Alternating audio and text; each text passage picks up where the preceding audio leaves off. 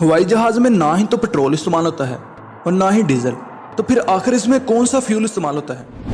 हवाई जहाज में आखिर कौन सी हवा भरी जाती है जिसकी वजह से जहाज के टायर नहीं फटते? और मोबाइल फ़ोन का जो एरोप्लेन मोड होता है वो किस काम आता है?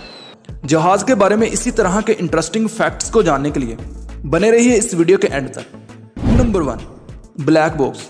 जहाज में ब्लैक बॉक्स नाम की एक छोटी सी डिवाइस होती है जिसका काम जहाज के क्रैश होने की सूरत में इसके बारे में इंफॉर्मेशन देना होता है।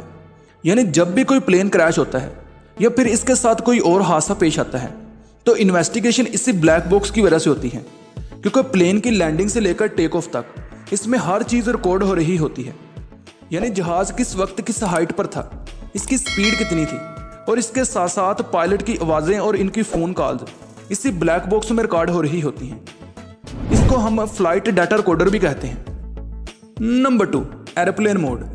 जब भी हम हवाई जहाज में सफ़र करते हैं तो मोबाइल फ़ोन को एरोप्लेन मोड पर लगाने के लिए इसलिए कहा जाता है क्योंकि हवाई जहाज पूरी तरह एयर ट्रैफिक कंट्रोल से भेजे गए रडार सिग्नल पर डिपेंड करता है। ये सिग्नल एक फिक्स फ्रीक्वेंसी में भेजे जाते हैं और मोबाइल फ़ोन इन सिग्नल को कैच कर सकता है। इसीलिए बेहतर यही है कि जब भी आप हवाई जहाज में सफ़र करने के लिए जाएं, या तो अपने मोबाइल फ़ोन को मुकम्मल तौर पर बंद कर दें या फिर इसको एरोप्लेन मोड पर लगा दें। नंबर 3, जहाज के टायर्स में आम हवा की बजाय नाइट्रोजन गैस भरी जाती है, क्योंकि नाइट्रोजन गैस ऐसी हीट गैस है कि इस पर ज़्यादा दबाव और टेम्परेचर का असर बहुत ज़्यादा कम होता है। जहाज के टायर में नाइट्रोजन की मकदार ट्रक के टायर में भरी जाने वाले हवा से 2 गुना, जबकि कार के टायर से 6 गुना ज़्यादा होती है और इसी वजह से लैंडिंग के वक्त जहाज के टायर नहीं फटते। Number 4, fuel.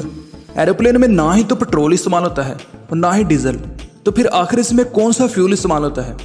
दोस्तों, एरोप्लेन में प्योर एविएशन फ्यूल इस्तेमाल होता है जो नॉर्मली 2 तरह का होता है। एक अनलीडेड कैरोसिन फ्यूल, दूसरा नेफ्था कैरोसिन फ्यूल, जिसको हम जेट बी फ्यूल भी कहते हैं।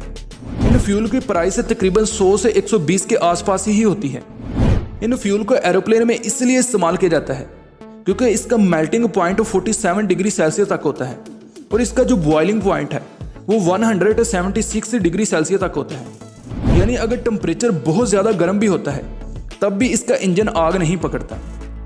और इस फ्यूल का जो फ्रीजिंग पॉइंट है वो है -60 डिग्री सेल्सियस। इसका मतलब अगर एरोप्लेन उड़ रहा है और -60 डिग्री सेल्सियस टेम्परेचर हो जाता है तो फिर कहीं जाकर यह फ्यूल जमना शुरू होगा। ऐसा आज तक कभी भी नहीं हुआ कि टेम्परेचर -60 डिग्री सेल्सियस हो गया हो। नंबर 5, रात को लैंडिंग और टेक ऑफ करते वक्त जहाज के अंदर की लाइट्स को इसलिए मद्दम कर दिया जाता है ताकि अगर जहाज में कोई भी प्रॉब्लम होती है तो जल्दी से जहाज से बाहर निकला जा सके, क्योंकि जो ज़्यादातर प्लेन क्रैश है वो लैंडिंग और टेक ऑफ के वक्त ही होती हैं। इसीलिए अगर जहाज के अंदर की फुल लाइट्स ऑन हो तो इमरजेंसी की सूरत में जहाज से बाहर निकलने में प्रॉब्लम हो सकती है, क्योंकि यकदम जब हम अंधेरे से रोशनी में जाते हैं तो हमें कुछ भी नज़र नहीं आता। हमारी आंखों को अंधेरे में एडजस्ट होने के लिए 10 से 15 मिनट इजीली लग जाते हैं और इससे बहुत ज़्यादा नुकसान हो सकता है। इसलिए जहाज के अंदर की लाइट्स को मद्दम कर दिया जाता है। Number 6, lightning. एरोप्लेन को इस तरह से डिज़ाइन किया जाता है कि इन पर आसमानी बिजली का कोई भी असर नहीं होता, क्योंकि हर साल कम से कम एक बार जहाज के साथ आसमानी बिजली लाजमी टकराती है। लेकिन 1963 से लेकर अब तक आसमानी बिजली की वजह से कोई भी हादसा नहीं हुआ। लेकिन सिक्योरिटी रूल्स के मुताबिक पायलट जहाज को ऐसी जगह से नहीं गुजार सकता जहां पर मौसम बहुत ज़्यादा ख़राब हो। इससे होगा तो कुछ भी नहीं, लेकिन यह सिर्फ सेफ्टी के लिए है, क्योंकि जहाज को अगर ऐसी जगह से गुजारते हैं तो जहाज वाइब्रेट करता है जिसकी वजह से मुसाफिर डर सकते हैं। और इसी वजह से जहां पर मौसम ख़राब होता है वहां से जहाज को कभी कभी कई किलोमीटर तक घूम कर जाना पड़ता है।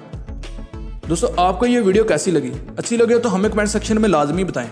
आज के लिए बस इतना ही। Take care. अल्लाह हाफिज़।